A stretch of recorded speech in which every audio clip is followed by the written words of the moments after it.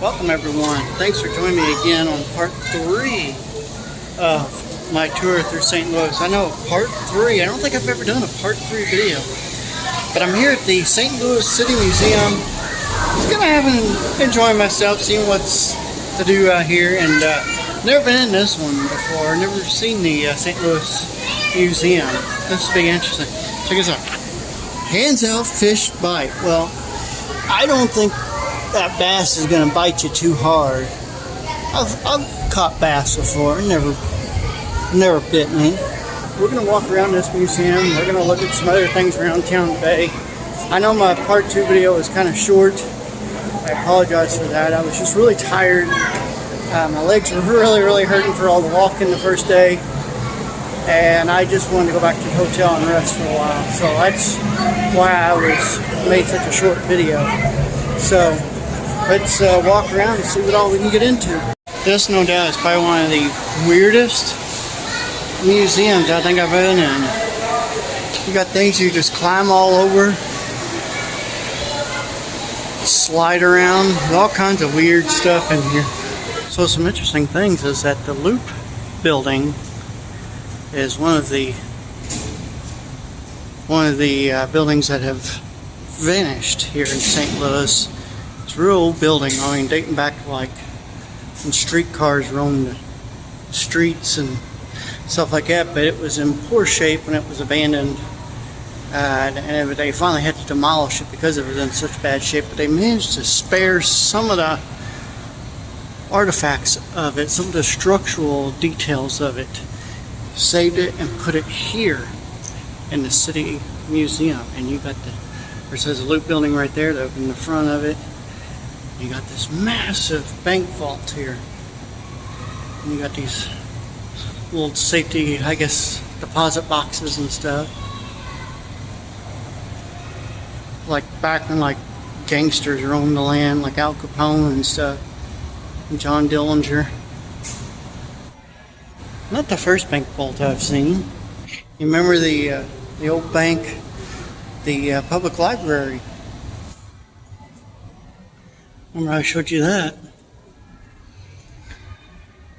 But here, you can walk in this old vault. And there's another door on the other end.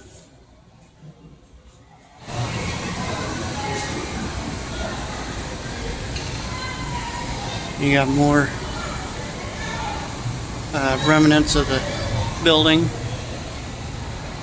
I'm assuming.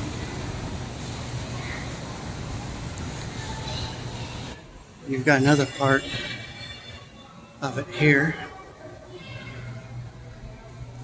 That's pretty awesome.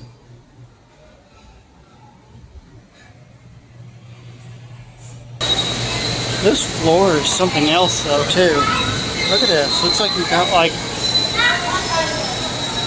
some kind of lizard, prehistoric lizard maybe, eating maybe like a type of fish or something. I don't know. Then he's got a hold of this dude eating him, and he's got his other hand eating on this dude. He's got a big appetite. Oh, then you got this like octopus looking thing. This guy wrapping around this fish. And looks like he's kind of got a hold of him. Oh, this is weird.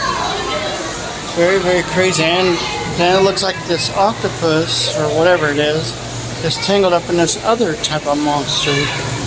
Like this dragon looking thing here. See, he goes all the way around here, wraps into that. That is bizarre. That's really cool. You know, they say if you pick one of these up, you stick it to your ear, you hear the ocean. I've done it. I've heard the ocean before. Actually, it's not really the ocean. It's just noise you hear, but it sounds like the ocean. But it's something you can play on your kids, and they really think it's the ocean. And it looks like you got a propeller off a ship. Look how much power it would take to turn that in the water. Now you stick your hand underwater and try to turn your hand, spin your hand. That takes a lot of energy. I can imagine it takes a lot of energy to turn a boat propeller. Oh, check out this like octopus looking dude. Let's go down into the depths of the sea. Or ocean. Whichever it is. That's pretty cool. Seeing all that. What's even cooler, it's looking straight up. That's like really, really wicked looking.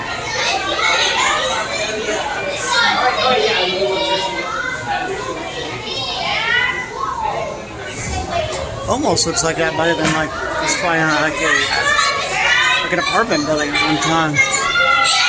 Because you see how when it goes up, looks like windows all going up evenly. So probably at one time it might have been an apartment.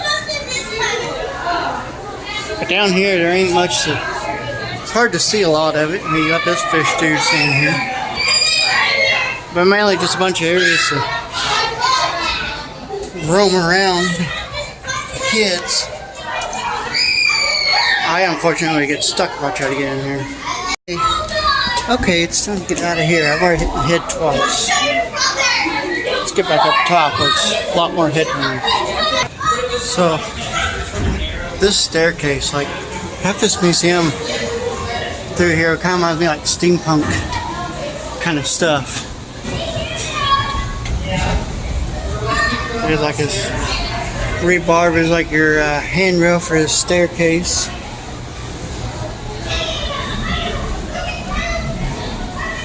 That's so cool.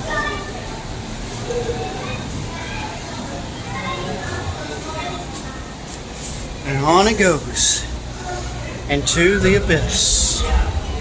Pretty cool how they welded all these nuts together. That's pretty neat. And you got like railroad spikes welded on here too. I tell you what this reminds me of. I knew there's something this reminded me of. This reminds me of the game Arkham City when Batman goes down to the collapsed streets of old Gotham. This is exactly what this reminds me of.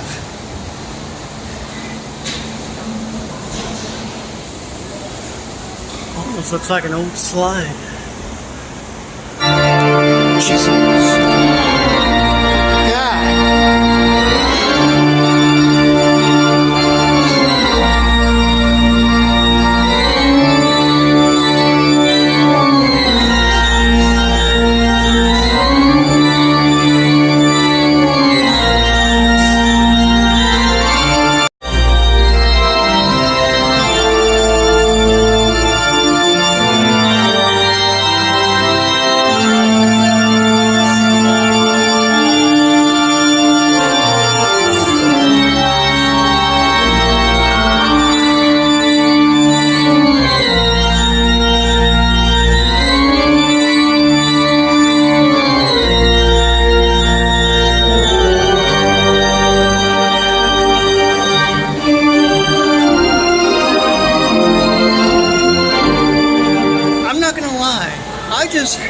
Just got scared to death when that pipe organ kicked on.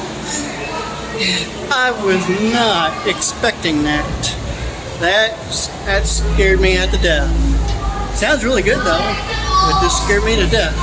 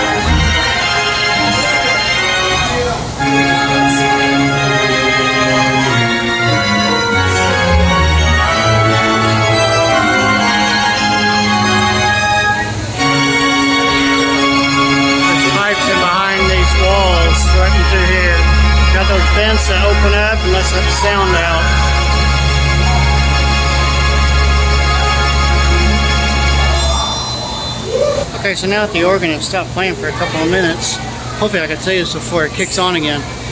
It scares me at the death. Pipe organ, in case for those who don't know, runs off of air. Compressed air blows through these pipes. That's why they got these little shreds of paper there, so when air blows through you can see the little paper move. But compressed air comes through here. When they hit the key, compressed air goes through that particular pipe, that particular valve. And they got a big air tank located somewhere that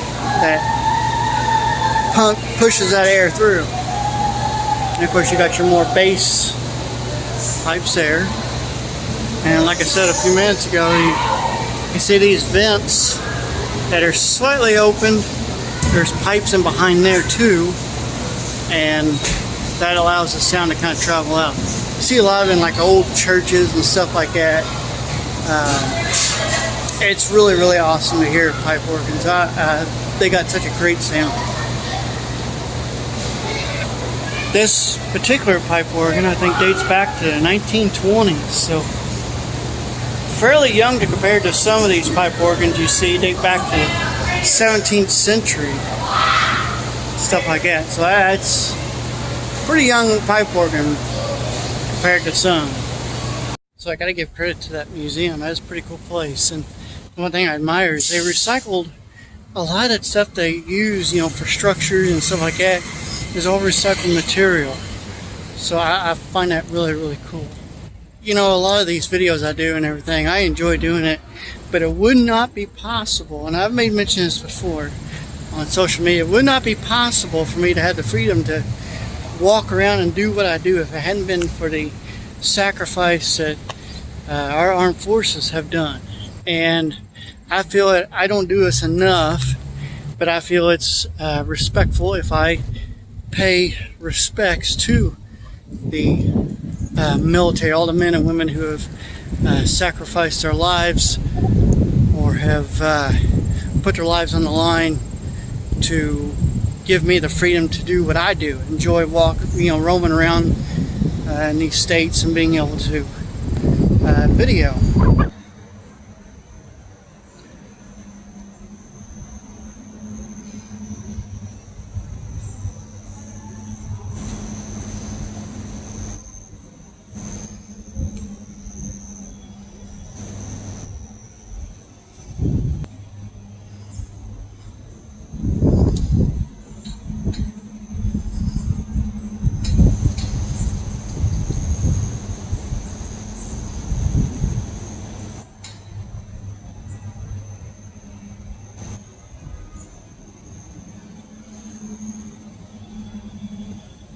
We're in here inside this beautiful gallery here.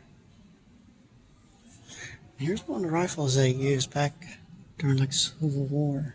So this is an Enfield rifle with a bayonet that would go on the end, the cap lock. So you cock your hammer back, put your cap on, load it, squeeze the trigger, you just strike that cap and then make the spark. Much different than the flintlock pistols. Right there's a good shot of your flintlock pistol. You put your piece of flint, sharpened flint, on there, cock it back, load it from the barrel, muzzle loader, add in your powder, drop your prison down over, close to where so your flint could strike that, and it would spark, and that would ignite your powder. That go in that little hole and shoot your ball out. And here you got your other cap locks. And you got a cap lock pistol. Work the same way, all muzzle loaders. This rifle right here would be a Springfield Jorgenson Rifle. Would have been used during the Spanish-American War, Philippine-American War. It was also used in World War I. The rifle down below is a Springfield Rifle, still in use today. You would have seen this back in World War I, Vietnam. Today, you see a lot of military drill teams use it because it's got such good balance. And then you've got what some people call the ultimate battle rifle, the M1 Garand. And you've seen this down through World War II and the Korean War. Probably even possibly the Vietnam War. I'm not sure if they use it or not. And that always had a distinctive sound whenever it would eject the clip. You get that ping, that distinctive ping sound. And what I heard a lot of soldiers would do is they would take an empty clip and they'd bounce it on the ground, give that ping sound, make it sound like they would be out of ammo. And they'd wait for the enemy to return fire, and when they run out of ammo, they'd ambush them and kill them. And there's my favorite pistol of all time, the 1911, Colt 1911, 45. I've got that gun. It's my carry pistol. You've got here the submachine gun, or nicknamed the grease gun because it kind of looks like a grease gun in a way, especially with the right here on that back where it rests against you. But you've seen that a lot through conflict in World War II and still used today in the military. And right below it is a anti-tank weapon. And this single-shot anti-tank weapon was the first used in the Vietnam War. And, of course, they still use that today. And then you've got your Thompson submachine gun. Here's what you see a lot of gangsters would use. What they call the Chicago Typewriter. And, of course, this don't have the round barrel, clip like some of them do, like you see in a lot of movies. This has got your straight clip, but you can get the round ones, the round drums. Holds 100 rounds or so. But it's the same thing pretty much. That's partially melted bottle collected from Hiroshima by Second Lieutenant Sam Lewis in 1945. The atomic bomb that killed many people instantly, but thousands died months later or years later from radiation, burns, or cancer. But this is one of the objects they took from Hiroshima. Partially melted glass bottle. That's crazy. And they still got, if you go out in Hiroshima today and look around, you could see shadows where it was objects were and people were. And it literally burnt in a permanent shadow where they were standing, or where that object was. Here you've got your standard military uniforms, starting with the U.S. Marines, the Army, the Navy, the Air Force, and the Coast Guard. No doubt about it, this is a really great tribute to the soldiers that fought during World War I, and kind of paying tribute to different wars and stuff, but mainly World War I and a little bit of World War II and stuff. But it's really, really good. I really like how they did this in here. It's really awesome. If you come out to St. Louis, check out this place. Just a quick story behind this. Back in the 1920s, the people of St. Louis envisioned a memorial to honor St. Louisans who had made the ultimate sacrifice during World War I. And on Memorial Day, around 1938, it opened to the public and has stood here ever since. And they kind of since then kind of added in more stuff from just World War One. They've added in kind of like talked about the Korean War, World War II, just the different wars throughout history. So it's not just about World War One. Just a quick story behind this. Back in the 1920s, the people of St. Louis envisioned a memorial to honor St. Louisans who had made the ultimate sacrifice during World War One. And on Memorial Day, around 1938, it opened to the public and has stood here ever since. And they since then added in more stuff from just World War One. They've added in kind of like talked about the Korean War, World War II, just the different wars throughout history. So it's not just about World War One, but it's very awesome to. So just a little history about this place. This Soldiers Memorial that I'm walking around is started back in the 1920s, early 1920s. People of St. Louis envisioned a memorial to honor St. Louisans who made the ultimate sacrifice in World War One. And so on Memorial Day, around 1938, I think, they opened this beautiful big building you see right beside me, and open to the public, and they kind of added in some more stuff throughout the years about the different wars, like the Korean War, World War II, and so on. But it's still really great that they did this to honor the soldiers. Part of my adventures is I love going on abandoned things, and I'm walking across an old abandoned bridge right now. It's actually open to the public, and I'm with my good friend again, Kathy. Hi. Here, and we're just walking again down this beautiful old bridge called Chain of Rocks Bridge, and it's right along the Mother Highway, Route 66. And this is really awesome to be able to walk part of Route 66. I always wanted to go on it, but never got to, and now I finally get to cross something off my bucket list. And of course, we're crossing the Mississippi River. And that's the new Chain of Rocks Bridge crossing over that way. And I hope you can hear me. This wind's kind of bad. So we've never found this bridge, though, did we? No, they don't want you to find it. No, they don't. It was a real pain to get on there and look. We're all over Google Maps looking and stuff. So, but we found it. We figured it out. And man. It's a nice walk here.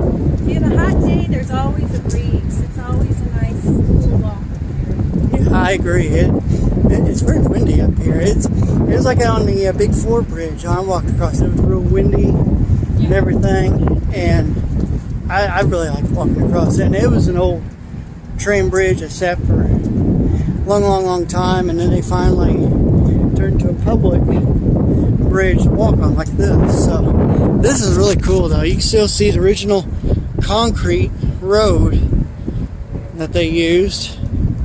But it's a good thing you go on the other side. My arm was about to fall off. Kathy was telling me about this other story about two sisters back around 1991 that were murdered here on this bridge. And they were walking on this bridge just like we're doing, and a couple of guys came across and threw them over, and they died, of course, and unfortunately, and it's a sad thing, but thankfully they caught who did it. I tell you, the Mississippi River is, in my opinion, I think a whole lot wider than the Ohio River. So I'm used to seeing just the Ohio. This is the first I've seen the Mississippi. Well, I've probably seen Mississippi before, but it's been a long time. But I never really got to look at it this good. This is how it looks out here. It's merged already with the Missouri. There's a park down that way where you can actually sit on the spot where you can see Oh, yeah. Yeah, and so this is not that far from there. So Uh-huh. that's probably one of the reasons why it's so wide and so Very strong, yeah. That's where all the rocks are. You see all those currents? Uh-huh. Yeah. And I guess that's where they come up with the name Chain of Rocks. Yeah, there's rocks. I was wondering about that. Yeah, you can see all kinds of rocks. How rough it is over that way. I'm guessing you can see it over there. So, The kayak professional, been really trained to come out here and kayak on that. yeah. Yeah. Wow. Yeah.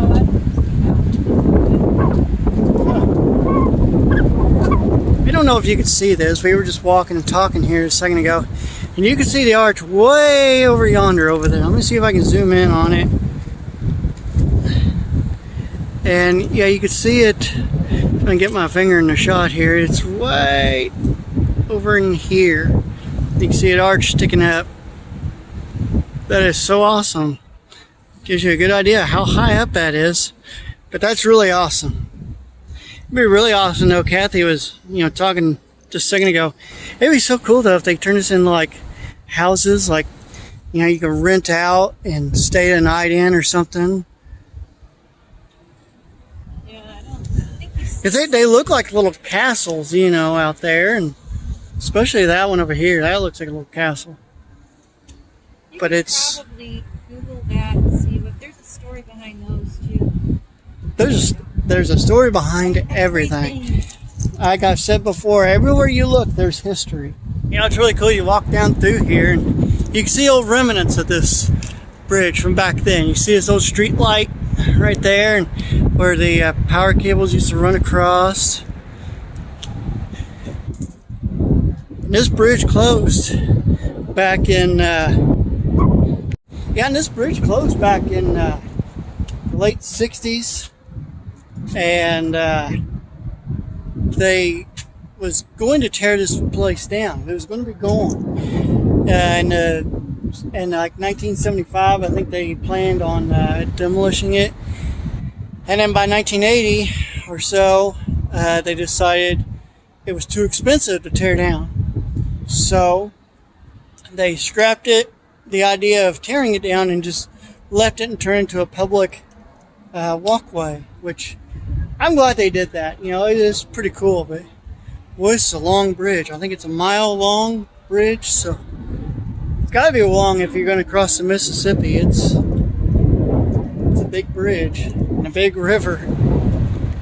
So coming up here is that sharp 30-degree turn. That's weird. That's so strange. You just make a little you take a slight turn. Can you imagine? Sound like just driving along and then you're just like, cars are coming the other way. It's not like you're both going in the same direction. yeah. It's like, gosh, that would be so scary.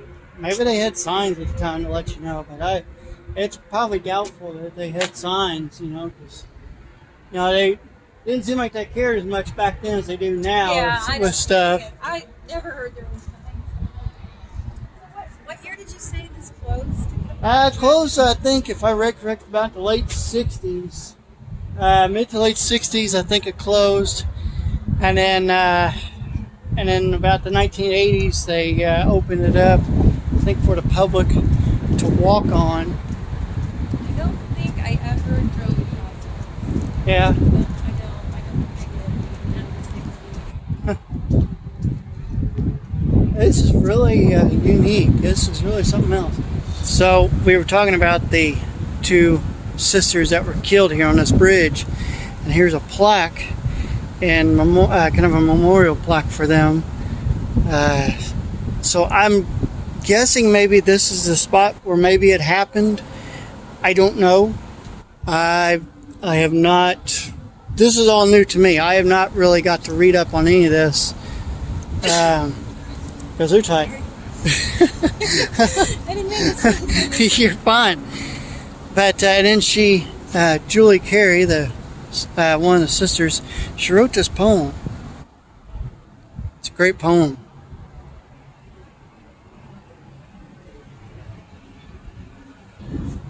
Such a sad thing that had to happen that you stop and say hello to somebody and then they just turn around and response and kill you. Absolutely terrible. So check this out. It's pretty cool about the Route 66 stuff.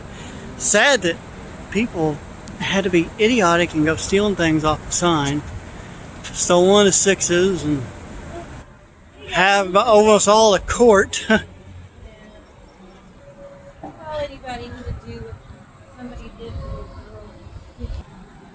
You got your old gas pump. Can't take it off, of course. Look like somebody shot a bullet through this. Right there. But That's a bullet shot? it looks like a bullet shot there. Way that In there? almost looks like it impacted. We're gonna do some CSI here. So the way this looks, the bullet traveled. We're really getting into CSI now. The bullet traveled through here. Okay, this is my guess. It traveled through here and then exited here because you see how that flares out like that. That's why I think the bullet. But I'm thinking that's a weird angle. Well, not. It could have ricocheted. It is a strange angle because it's not straight. It curves a little bit. But like you said, it might have ricocheted off and went through. And it probably went straight into the river somewhere. Never to be found again. I like this big old Route 66 sign. I would love to travel all over Route 66. You've seen that movie Cars, ain't you? The Disney movie? You ain't seen the movie Cars. What am I going to do with you? I don't really see too many Disney anything. I'm not a Disney person. So thanks for joining us as we walk across this bridge, and thanks for joining me on these 3 parts I've done, a tour of St. Louis. Yeah. I have had so much fun out here in St. Louis.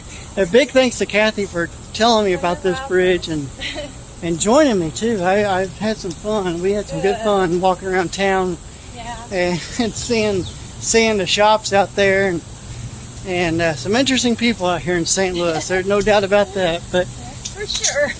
come out here, walk across the Chain of Rocks Bridge. It's right here on Old Route 66, the Mother Highway as they call it. But thanks so much for joining me, and I will see you guys. She won't be on here, but I'll be back, and I'll be in another location up in Cleveland, Ohio, coming to you. And coming to you very, very soon later this week. So, until then, guys, I'll catch you next time.